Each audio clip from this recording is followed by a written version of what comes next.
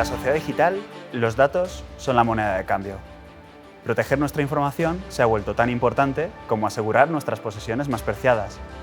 Cada clic, cada compra y cada interacción en línea dejan un rastro, nuestra huella digital. Pero ¿somos realmente conscientes de cuánta información revelamos sobre nosotros mismos? ¿De qué valor tienen esos datos en manos de un ciberdelincuente? En este entorno, los riesgos no son solo tecnológicos, sino que también afectan a nuestra identidad, a nuestra confianza en el sistema y a nuestra cuenta bancaria.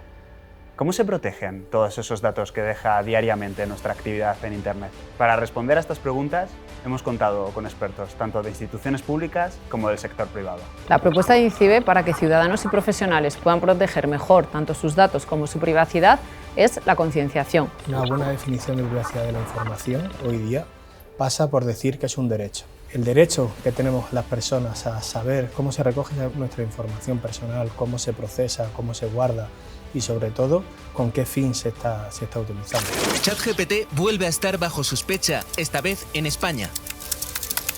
La Agencia de Protección de Datos ha anunciado una investigación de oficio a la empresa propietaria de este sistema de inteligencia artificial ante un posible incumplimiento de la normativa. El modo de recogida masiva de datos personales que nutren la herramienta se considera ilegal. Si los datos mantenemos su confidencialidad, hacemos que sean íntegros y estén disponibles, eso podemos decir que es la privacidad. Todos tenemos vida digital aunque no lo sepamos y que además todos tenemos huella digital.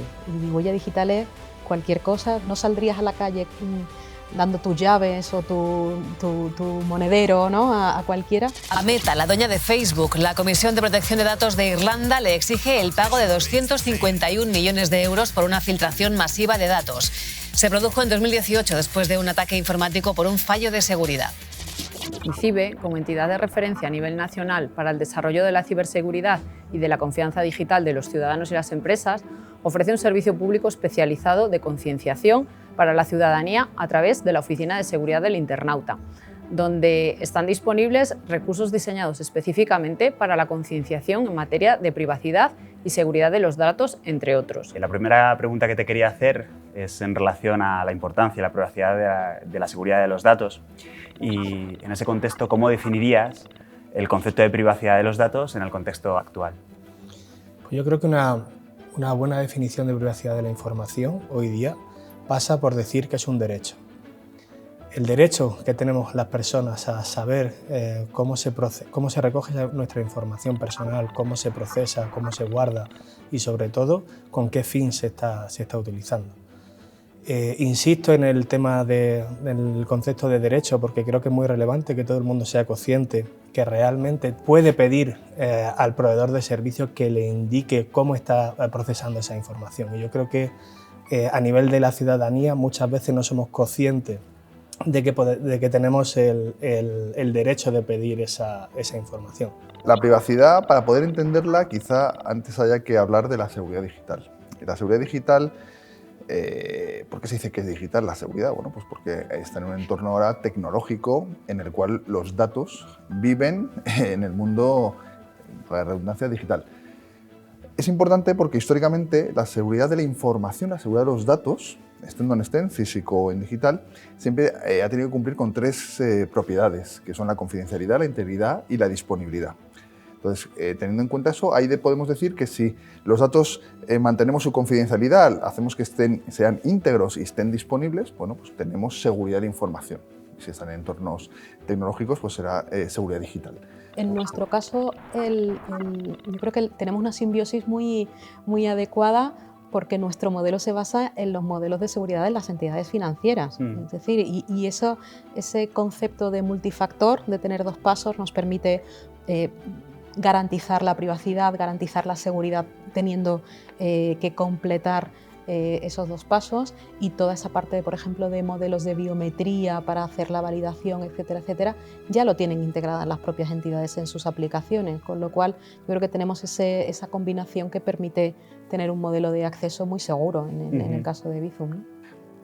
El concepto de la privacidad, fijaos, va más relacionado con el mundo de la persona y los datos personales. Entonces, al igual que hablamos de confidencialidad con datos a lo mejor empresariales, en la privacidad se habla de la seguridad del dato personal. Eso podemos decir que es la privacidad. La comercialización de los datos, en particular de datos personales, ha crecido en los últimos años.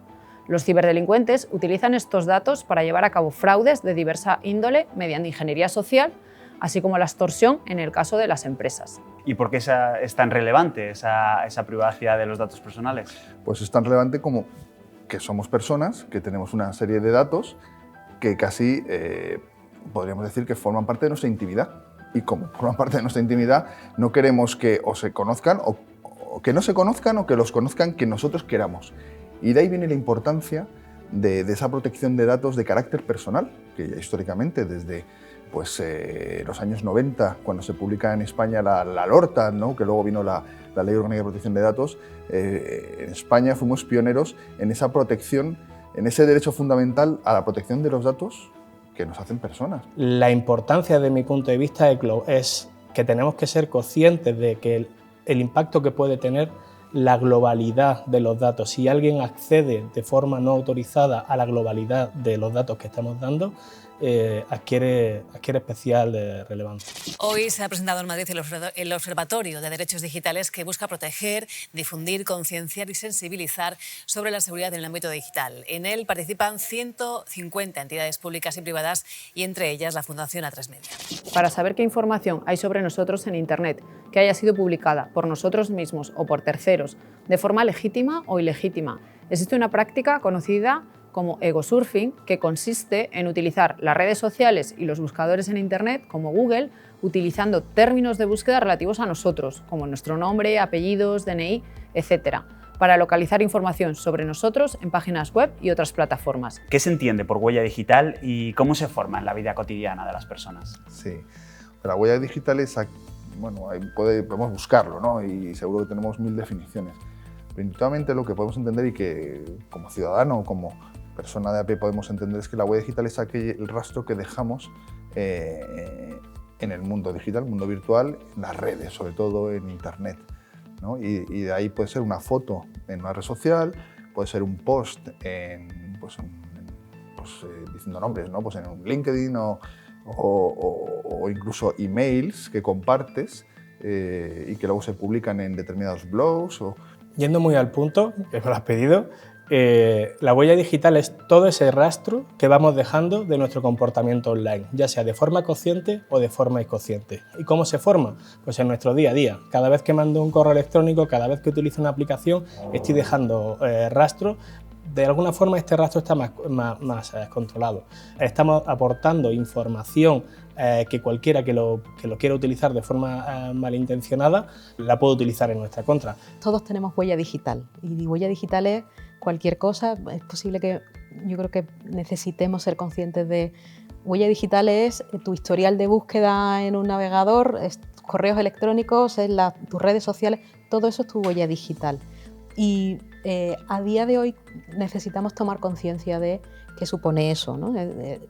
Quiero decir, no saldrías a la calle dando tus llaves o tu monedero, ¿no? a cualquiera, y sin embargo en el mundo digital todavía no hemos entendido muy bien que tus llaves son tus contraseñas, que tus monederos son tus cuentas corrientes o tus datos de tarjeta. Entonces, creo que tomamos conciencia de la necesidad de tener ese control, ¿no? de la identidad digital. Es ese mundo paralelo de nuestra interacción con el mundo tecnológico digital, que de alguna forma, pues, incluso utilizando algunas técnicas pues que se llaman de inteligencia, ¿no? de OSINT y de SOCINT, que podemos luego comentar, pues podrían sacar un perfil de quiénes somos, qué hacemos, dónde vamos. Y esa es la huella digital, o sea, en aquellas interacciones con todo el entorno tecnológico en el que a diario nos movemos. Hoy día, cada paso que damos, incluso muchas veces a quién seguimos, a quién dejamos de seguir en las redes sociales, todo eso se puede utilizar. En Cataluña continúa la investigación sobre el ciberataque a una decena de centros médicos la semana pasada. Los hackers consiguieron robar miles de datos confidenciales de pacientes y de trabajadores. Detrás está uno de los grupos más activos de ciberdelincuentes. Es necesaria la formación y el conocimiento de los ciudadanos y profesionales en el ámbito digital y tecnológico, que conozcan no solo su potencial, sino también dotarles de las habilidades para evaluar sus riesgos y que dispongan de herramientas prácticas para su mitigación y reducir de este modo la exposición a incidentes de seguridad vinculados a la seguridad de sus datos. ¿Cuáles son los riesgos de tener una huella digital muy extensa y cómo puede ser esta información utilizada por los ciberdelincuentes? Lo que decía antes, al final creo que es importante que todos seamos soberanos de la información que manejamos y que sepamos exactamente qué estamos compartiendo.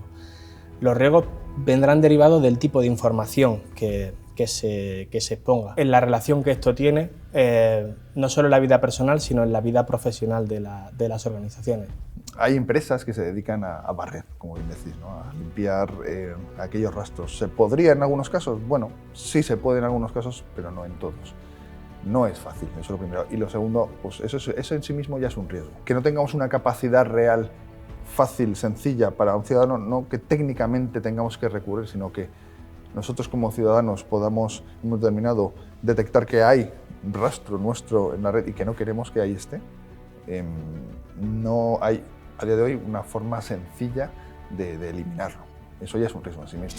DNIs escaneados, informes sobre embarazos y bajas laborales asociadas o información de visitas médicas donde aparecen detalles como la edad, profesión del paciente, alergias o patologías previas.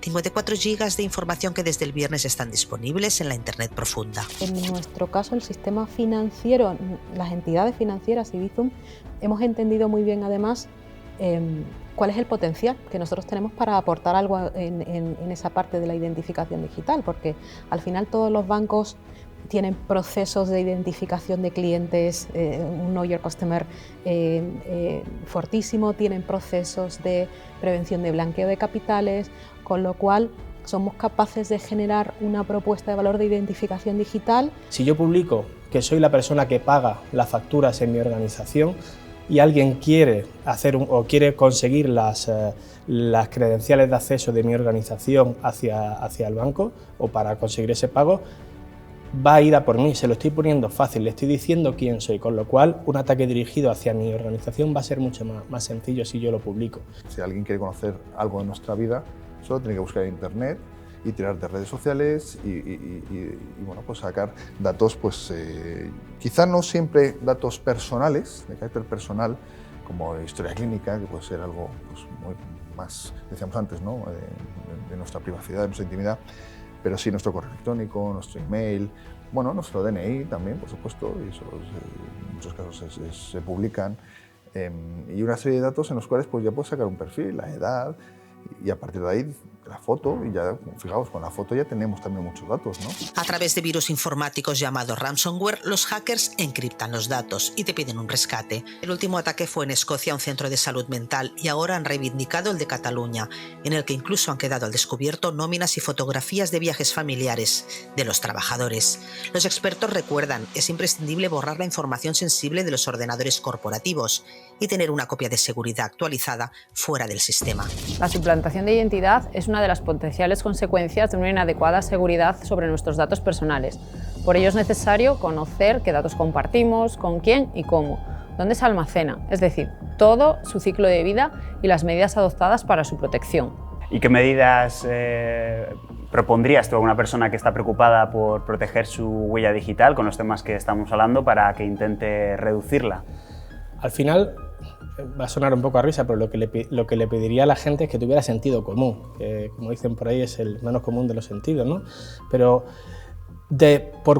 para una razón que no llego a entender, si yo voy por la calle y alguien me pide el DNI, yo no se lo doy. De hecho, casi no le doy ni la hora a alguien que me pregunte por la calle. Pero si me lo piden en Internet, la gente da la información desde mi punto de vista con demasiada alegría. Con lo cual les diría que intenten ser soberanos de su información, que no se fíen de quien le pide información por Internet y sobre todo que se aseguren que la información que se le está pidiendo tiene sentido en el ámbito del tratamiento de datos personales o ya sean datos personales o no, que se quiera realizar. Por supuesto, que no se fíen de estas ofertas de última hora, que no se fíen de nada que sea gratis, porque realmente si algo es gratis es que el producto eres tú. Actividades sencillas como puede ser la verificación, ¿no? El entrar en un site y en lugar de que te pongan el típico puzzle de marca el puente, simplemente validar contra Bizum y que te confirme que es un usuario. validación de datos con calidad, que como decía, es que los datos que nosotros tenemos son los datos de las entidades financieras, que son, yo creo que los mejores datos que hay a día de hoy de los usuarios en el mercado, ¿no?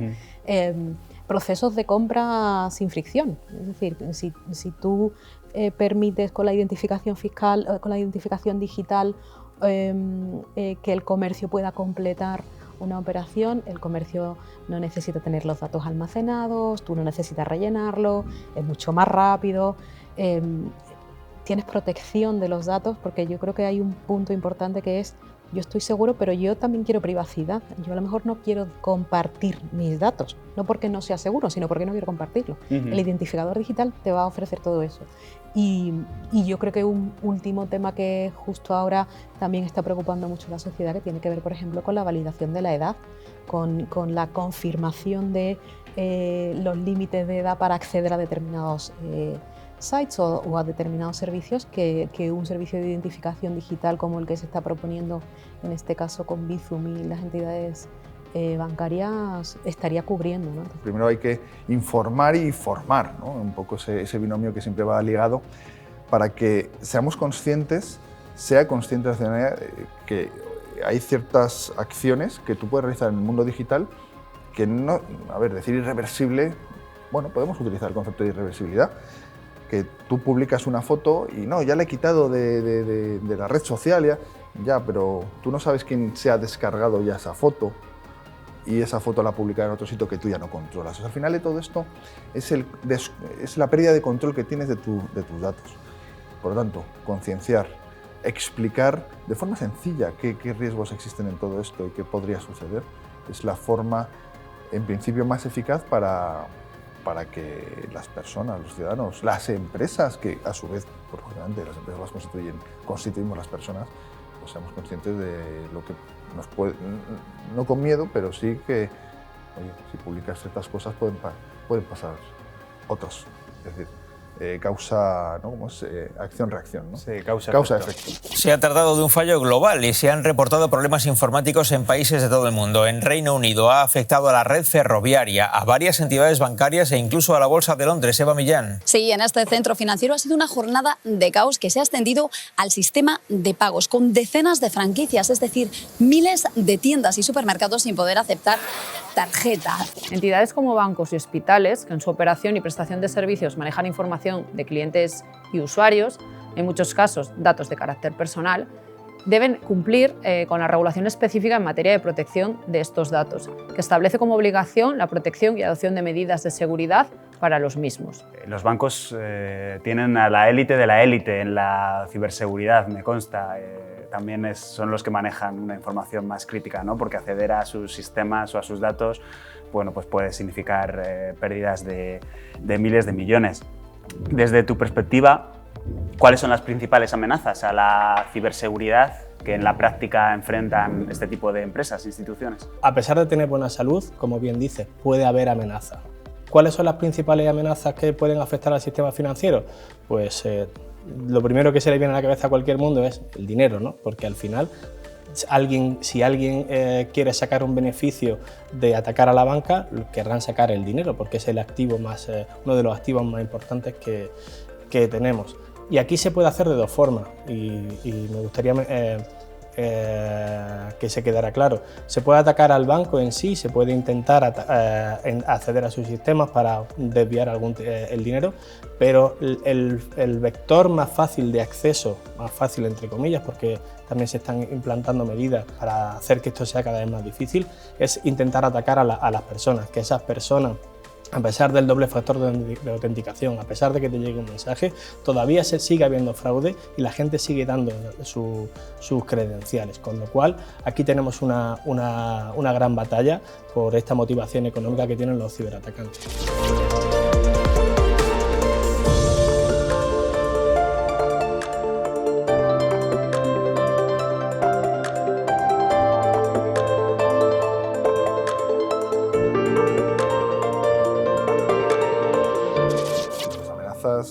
Aunque las conocemos todos, a día de hoy siguen sucediendo y sigue habiendo problemas con ello. ¿Y a qué me refiero? Pues las amenazas desde hace muchísimos años, desde que la banca tradicional de la oficina, pues en donde tú ibas y podías y custodiabas, ¿no?, tú mismo tus datos y tu dinero, vamos a decirlo así, ¿no?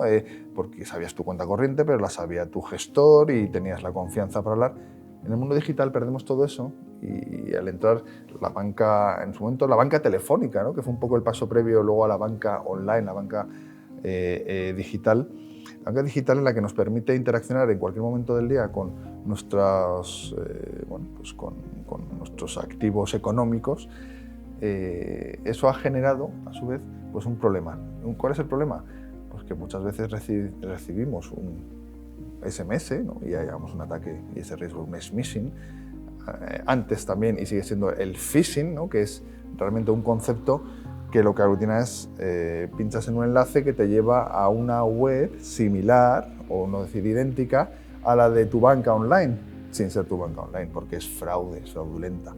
Pero como tiene toda la apariencia, bueno, pues hacen lo que se dice, pues todo un envío masivo a infinidad de correos electrónicos, y con que caiga uno, caigan dos, suficiente. Entonces la probabilidad, la efectividad es muy alta. Entonces, ¿cuáles son los riesgos a los que nos enfrentamos? Pues justamente el que un usuario de banca haga clic en un link que no debe, a pesar de que el banco insiste o ha insistido en que nunca le enviaremos por correo electrónico, nunca le enviaremos, que son un poco las acciones preventivas que están intentando llevar a cabo para mitigar justamente este impacto.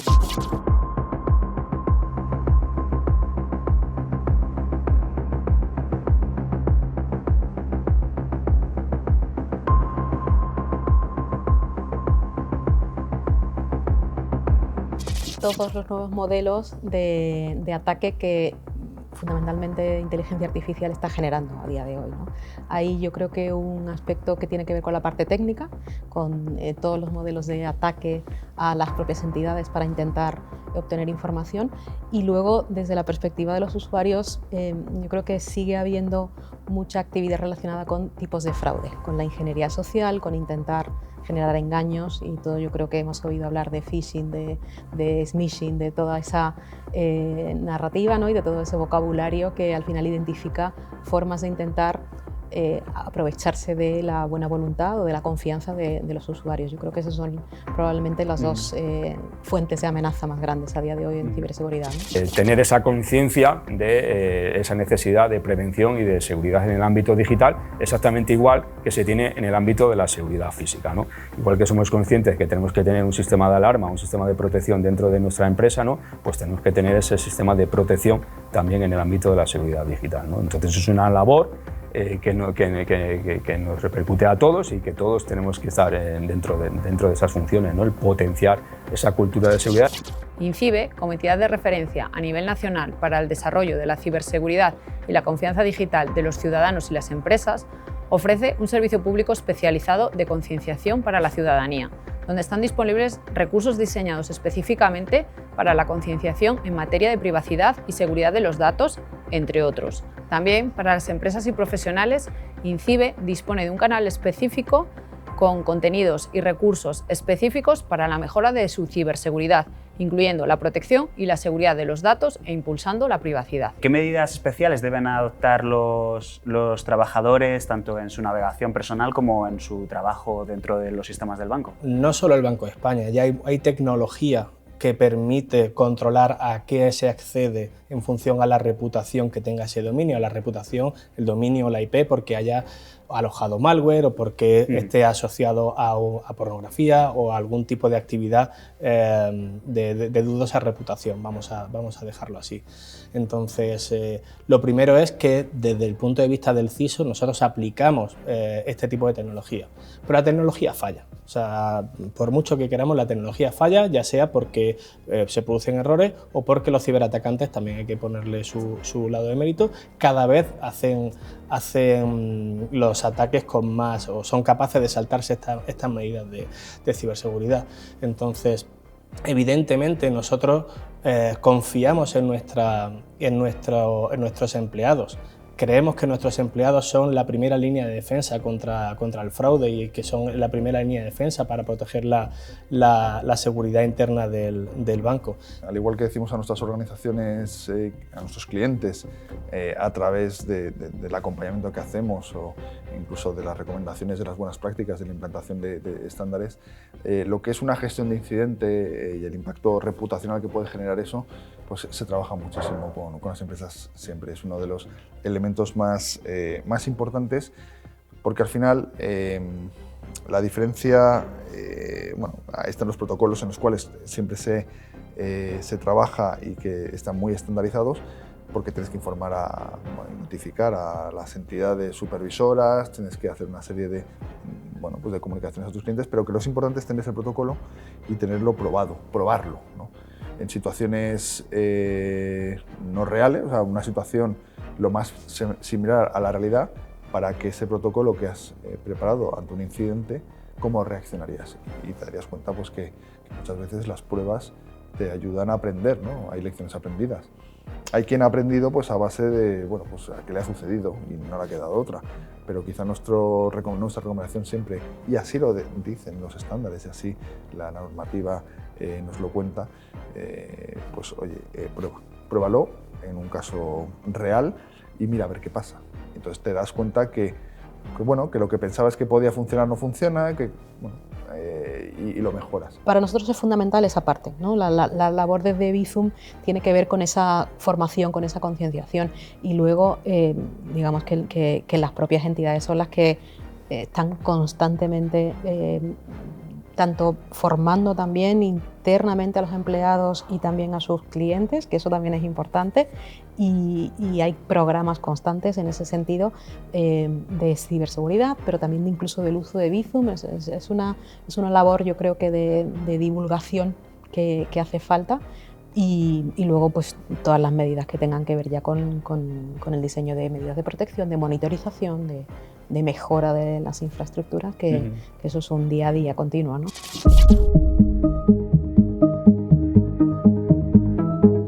Los ciudadanos pueden ayudar a entidades públicas y privadas en el reporte de incidentes que detecten. De forma particular, a través de INCIBECER, el Centro de Respuesta a Incidentes de Seguridad de Referencia para ciudadanos y entidades de derecho privado en España, los ciudadanos y también empresas pueden notificar los incidentes que identifiquen. ¿Qué cambios esperas en el entorno de la ciberseguridad y la protección de datos en los próximos años? Los cambios que se esperan son muy positivos.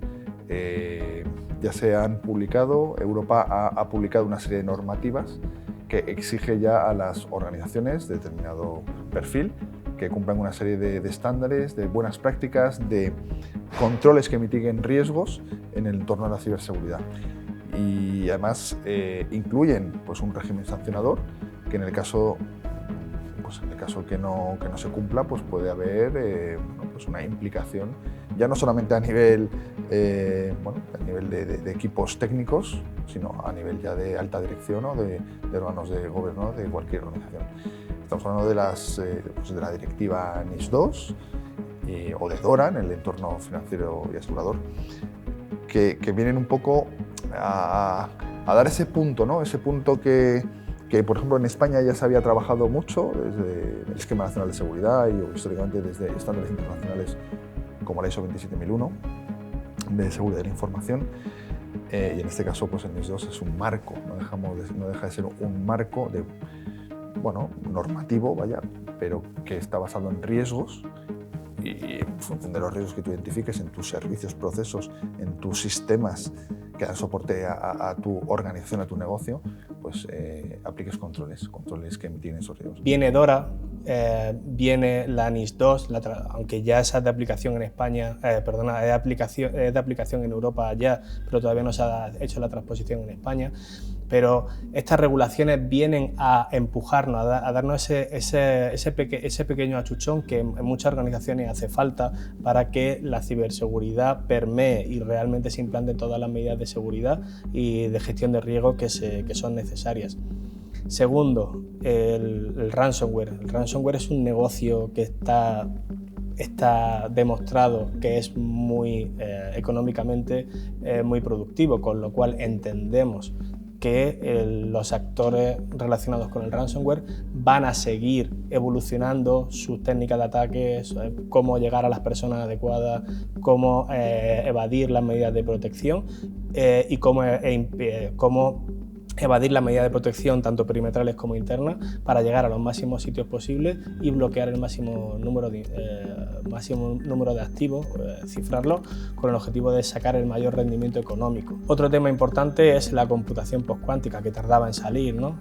Hasta ahora confiábamos en la criptografía para salvaguardar la confidencialidad y la integridad de nuestro sistema, y de repente desde hace unos años nos han dicho que la computación postcuántica va a romper toda esa seguridad de la que todos confiamos, ¿no? Gratuita, eficiente y de código abierto, el chat de inteligencia artificial de la firma china DeepSeek desafía ya la tecnología de Estados Unidos. Y hoy, Sara Rancaño ha ocasionado el desplome de las grandes tecnológicas. Sí, el índice tecnológico Nasdaq cae más de un 3%, arrastrado por el gigante de los microprocesadores estadounidense. Nvidia pierde más de 17 puntos, casi 18, 500.000 millones de dólares, la mayor destrucción de valor de la historia de la bolsa en un solo día, y cede el trono de la empresa más valiosa. China ha quebrado la ventaja de Estados Unidos en inteligencia artificial. Están sobrevaloradas